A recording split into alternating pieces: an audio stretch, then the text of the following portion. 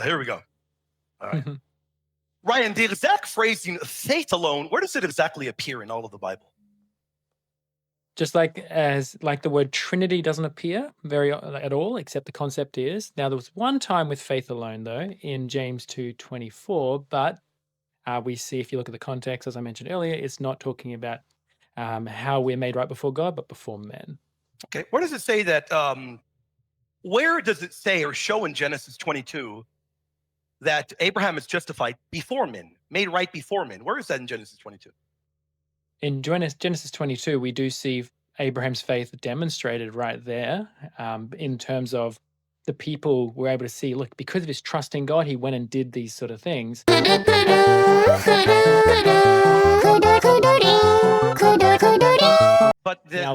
James 2 is talking about. James 2 is talking about the sacrifice of Isaac. What people are there? What people there are viewing the sacrifice?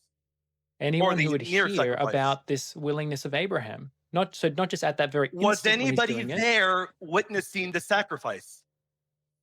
Whether anyone was there witnessing the sacrifice, that's not important. It's a yes or no, what's Ryan. Important is, what is important, William, is that we now read about this. Anyone, Abraham's family, anyone else hearing that, wow, Abraham was willing to sacrifice his own son because God asked him, man, that he's got a lot of faith in God. Ryan, who was there present? I could care less who's reading it today. Who was there present? James cares about it. That's why James mentioned in James. In Genesis 22, who is present there? Because James cares about it. Who is present in Genesis 22, right? We see that it was Abraham brought up his own son Isaac, and so there's not men present there, right? There are no men present. James's point is, we can read about that. Anyone else, all the Old Testament saints could read about. Look at Abraham. I want to be respectful to you, Ryan. I don't care what your opinion is. It's a simple question. Who is present there in Genesis 22? Are there any men present there? Are you talking about on the mountain? That is correct. When he goes to sacrifice. Well, we see that's on the mountain. It's Abraham and his son. There you go. So who is the one justified in the eyes of his son? But then anyone else who hears that? Who is the one that calls out to Abraham to not sacrifice his son? Who calls out? God. So then this is a justification before God, not men. And Genesis 22 is the only one there that calls out as God. You're telling the audience this is a justification. Was that a statement or a question? You can answer it now. Okay. Where are the men here? Sure.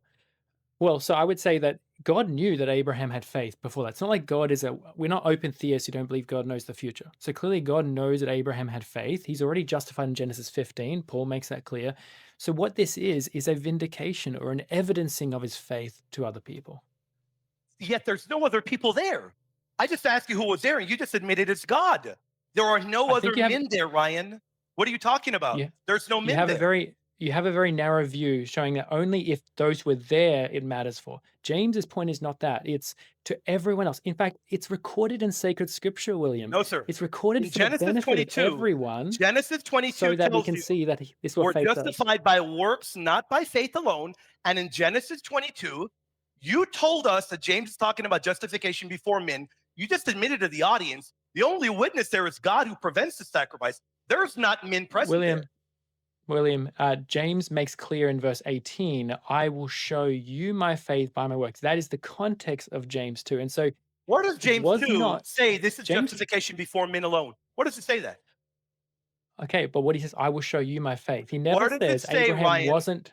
Okay, where does it say this is justification before men and not before God? In James 2, it never says before God, first of all. But what it does say is that he was already justified. Before God, isn't it? He was already justified 30 years earlier.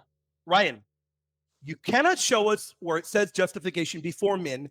And I just asked you who the justification before is in Genesis 22, which is the event, and it's before God. I'm going to ask you one last time and then move on. Where is the justification before men? Where does it say this is justification before men, not before God? Where is it? Good question, but William, this is not a strong argument on your case because James makes it very clear it's before. I'm answering. Don't interrupt me. So what I'm saying is that before other people, I will show you my faith by my works. James is talking about a certain kind of faith that produces works. That's genuine faith. What verse is that? What verse is that? Tell us what verse that is. Verse 18, I will show you my faith by my works. So I will show you. Is that showing to God? No, it's showing to So you're telling me that where he says, where is it? Show me your faith and I will show you. You're saying that one, right? Where it says, Show me, Verse and I will 18. show you. Right? Verse 18. Yes. Okay. What is the Greek word there? Sure. I can look that for you if you want. So let me just be very clear. Just double You are check. saying that he's talking about showing men. Where on earth is that in the context? Where does it say that there? No. The Where does it very say fact that? that says show you my faith by my works. It doesn't say show God, it says show you. Now the you, it's people. It's James writing to really people. Really? It's in the personal singular. How can it be referring to people? You don't think James is writing to people? Brother, it's in the Is he singular. How are writing you to telling me? God? Brother, it's in the singular. How are you telling me he's Do you talking to understand how the people? verb works? The I singular understand simply exactly means how it works. I will He show tells you. you, I will show Singular is you. A I. little bit across, So just for myself and the audience, I really want to hear the arguments being made on both sides. So let's do this. Okay. Ryan, finish your thoughts. William, we'll throw it right back to you for a Right. follow-up. Go ahead, It's Ryan. in the singular, Ryan.